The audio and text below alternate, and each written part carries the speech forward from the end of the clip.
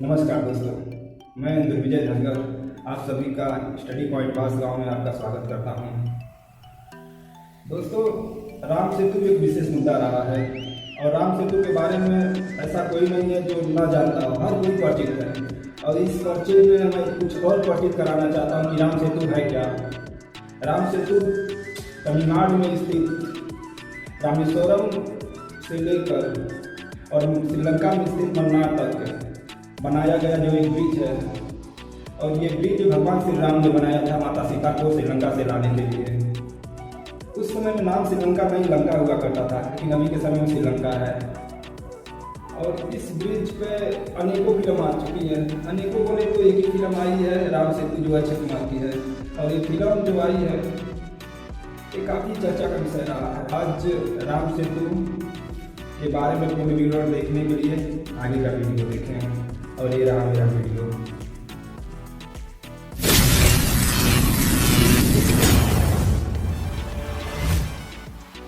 हम सब ने राम सेतु के बारे में बचपन से ही सुना होगा कि भगवान राम ने देवी सीता को रावण की लंका से वापस लाने के लिए बनवाया था और जिसकी नींव दो वानर भाई नील और नल ने रखी थी। लेकिन यहाँ हम आपको रामायण क्यों सुना रहे हैं? दरअसल आज जिस टॉपिक पर हम बात करने वाले हैं वो है राम सेतु। हाँ, वही राम सेतु जिसे एडम्स ब्रिज के नाम से भी जाना जाता है। लेकिन क्यों? तो आपको बता दें, एक दौर ऐसा था जब इसे अटल बिहारी वाजपेयी जी तोड़वाने वाले थे। क्यों और कैसे, आइए जानते हैं।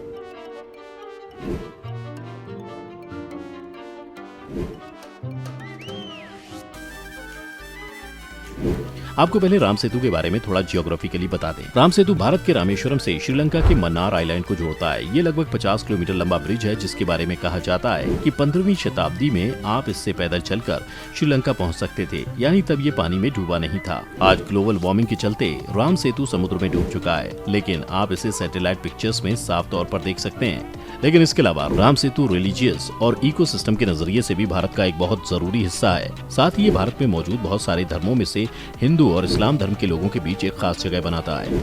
बता दें कि हिंदू मैथोलॉजी के मुताबिक इस पुल को विष्णु के 7वें अवतार भगवान राम ने दुष्ट राक्षस रावण को मारने और देवी सीता को लंका वापस लाने के लिए अपनी वानर सेना द्वारा बनवाया था।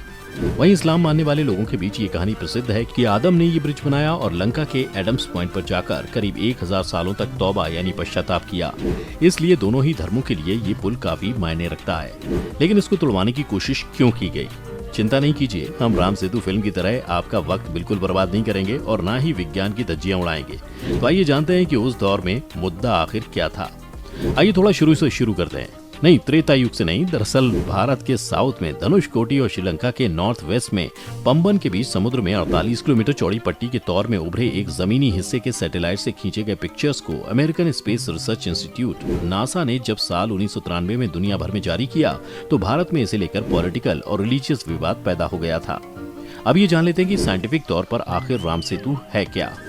तो बता दें कि नासा और भारतीय सैटेलाइट से क्लिक किए गए पिक्चर्स में धनुषकोडी से श्रीलंका तक जो एक पतली सी जमीनी रेखा दिखती है उसे ही आज राम सेतु माना जाता है। भारत के साउथ ईस्ट में रामेश्वरम और श्रीलंका के नॉर्थ ईस्ट में मन्नार आइलैंड के बीच उथली चट्टानों की एक चेन है जो ब्रिज की तरह दिखाई देती है और समुद्र में इन चट्टानों की गहराई सिर्फ 3 फुट से लेकर 30 फुट के बीच है।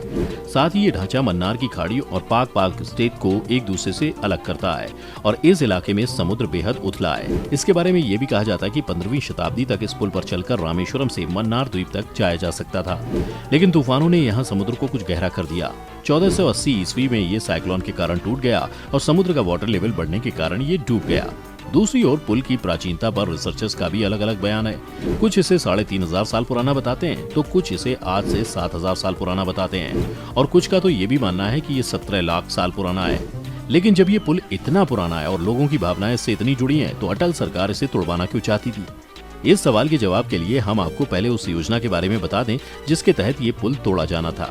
दरअसल साल 2005 में तत्कालीन अटल बिहारी सरकार ने सेतु समुद्रम प्रोजेक्ट का ऐलान किया था और इस प्रोजेक्ट के जरिए भारत सरकार तमिलनाडु को श्रीलंका से जोड़ने की योजना पर काम कर रही थी।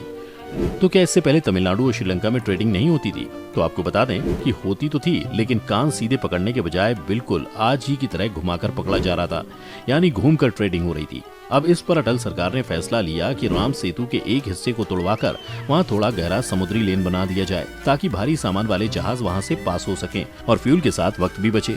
बेशक आप थोड़ा हैरान हो रहे होंगे कि आखिर कैसे। जी हाँ, ये सारा किस्सा हुआ था असल में क्योंकि उस दौर में ना ही सोशल मीडिया थी, ना ही आज की तरह ज्ञान बढ़ाने वाली व्हाट्सएप यूनिवर्सिटी। और जैसा कि हमने आपको बताया, इसके तहत राम सेतु के कुछ इलाके को गहरा कर समुद्री जहाजों के आने जाने लायक बनाया जाएगा। तो इसके लिए सेतु की चट्टानों को तोड़ना जरूरी था और इस परियोजना के बाद से रामेश्वरम देश का सबसे बड़ा शिपिंग हार्बर बन जाता। कहा तो ये भी जाता था कि सेतु समुद्रम प्रोजेक्ट पूरा होने के बाद सारे इंटरनेशनल शिप्स कोलंबो पोर्ट का लंबा रास्ता छोड़कर इसी लेन से गुजरेंगे और तो और 2000 या इससे अधिक शिप्स हर साल इस नहर का इस्तेमाल करेंगे। अगर ये प्रोजेक्ट पूरा हो गया होता तो आज बंगाल की खाड़ी और अरब सागर के बीच समुद्री रास्ते को सीधी आवाजाही के लिए खोल दिया गया होता और इस लेन के शुरू होने से जहाजों को लगभग 400 समुद्री मील की यात्रा कम करनी होती, जिससे लगभग 36 घंटे की समय की बचत होती और आज इसके लिए जहाजों को श्रीलंका का पूरा चक्कर लगाकर जाना होता है। इससे होता ये कि ये रास्ता छोटा होने की वजह से सफर का वक्त और लंबाई तो छोटी होती। उम्मीद थी कि शिप्स का 22,000 करोड़ रुपए का तेल बचता। बता दें कि उस वक्त अगर ये प्रोजेक्ट शुरू होता तो इसमें लगभग 2,000 करोड़ रुपए खर्च होने थे। लेकिन अगर इस प्रोजेक्ट के इतने फायदे थे तो आखिर इसे रोका क्यों गया? तो जिस दौर में ये प्रोजेक्ट शुरू हुआ था उसी दौर में भी इस प्रोजेक्ट के खिलाफ कई प्रोटेस्ट हुए थे, कुछ रिलीजियस ग्रुप्स ने तो कुछ एनवायरमेंटलिस्ट ने, लेकिन सामने सरकार भी थी। यहाँ बताते चलें कि भले ही इस प्रोजेक्ट का सपना अटल बिहारी जी का था, लेकिन इसका उद्घाटन मनमोहन सरकार ने किया क्योंकि तब केंद्र में कांग्रेस सरकार आ गई थी। अब यहाँ आपको ये जानने की जरूर इच्छा होगी कि आखिर जीत किसकी हुई, रिलीजियस ग्रुप्स की या एनवायरमेंटलिस्ट की? तो बता दें कि यहाँ प्रॉपर केंद्र सरकार ने सुप्रीम कोर्ट में एक एफिडेविट दर्ज की थी जिसमें कहा गया था कि राम सेतु को खुद भगवान राम ने अपने एक जादुई वाण से तोड़ दिया था। इसके सबूत के तौर पर सरकार ने कम्बन रामायण और पद्म पुराण को पेश किया। इतना ही नहीं, सरकार ने राम सेतु के आज के बचे हुए हिस्से के बारे में कहा कि ये हिस्सा किसी भी तरह से मैनमेड है, ये उनके आर्कियोलॉजिस्ट को कहीं नहीं मिला और इस हिसाब से ये पुल जियोग्राफिकली प्रकृति द्वारा निर्मित है और इसमें राम सेतु नाम की कोई चीज नहीं है। अब यहीं से पूरे विवाद ने आग पकड़ ली, जिसके बाद सुप्रीम कोर्ट ने आर्कियोलॉजिस्ट के एफिडेविट को हिंदू भावनाओं को ठेस पहुंचाने वाला माना। बता दें कि जैसे ही ये एफिडेविट सामने आया था, देश में इसके खिलाफ काफी विरोध प्रदर्शन भी हुए थे, लेकिन सरकार के मुताबिक ये वजह नहीं थी जिसके लिए इतना बड़ा प्रोजेक्ट रोक दिया जाए। साथ ही साथ कोई देश में अशांति भी नहीं चाहता था। अब यहीं अगर एनवायरमेंटलिस्ट के मुद्दे पर ध्यान दें तो उनकी बात में ज्यादा वजन था। उनके मुताबिक अगर राम सेतु को तोड़ दिया जाता है तो इसका काफी बुरा इम्पैक्ट आसपास की कोस्ट लाइन पर मौजूद जगहों को होगा और अगर आगे सुनामी से केरल में तबाही का जो मंजर होगा उससे बचना मुश्किल हो जाएगा। इसके साथ ही हजारों मछुआरे भी बेरोजगार हो जाएंगे क्योंकि वो इन इलाकों से जो दुर्लभ शंख और समुद्री मछलियां निकलती हैं उनसे ही इनको लगभग 150 करोड़ रुपए की वार्षिक आय होती है। तो आगे ये बड़ा सवाल बन जाएगा कि आखिर उनका क्या होगा। इसके साथ ही जो राम सेतु वाला इलाका है वो पूरा एरिया ही एक इकोसिस्टम है जो पूरी की पूरी समुद्री जीव की एक खास स्पीशीज को सेव करता है। अगर यहाँ के एरिया को तोड़ा जाए तो जल जीवों की कई दुर्लभ प्रजातियां नष्ट हो जाएंगी। इतना ही नहीं, इसी की बदौलत भारत के पास यूरेनियम के बेहतरीन ऑप्शंस, थोरियम का दुनिया में सबसे बड़ा भंडार है। अगर राम सेतु को तोड़ दिया जाता है तो भारत को थोरियम के इस अमूल्य भंडार से हाथ धोना पड़ सकता है। अब यही सब वजह थी कि उस दौर में सेतु समुद्रम का काम रोक दिया गया। अब हाल ही में सुनने में आ रहा है कि इसका काम वापस शुरू होने वाला है। नहीं, मोदी जी राम सेतु नहीं तोड़वाएंगे बल्कि उसकी बगल में एक लेन बनवाने वाले हैं। हम किसी भी हालत में जिसको आप राम सेतु करके हम मानते हैं वो किसी भी हालत में उसको हम तोड़ेंगे नहीं।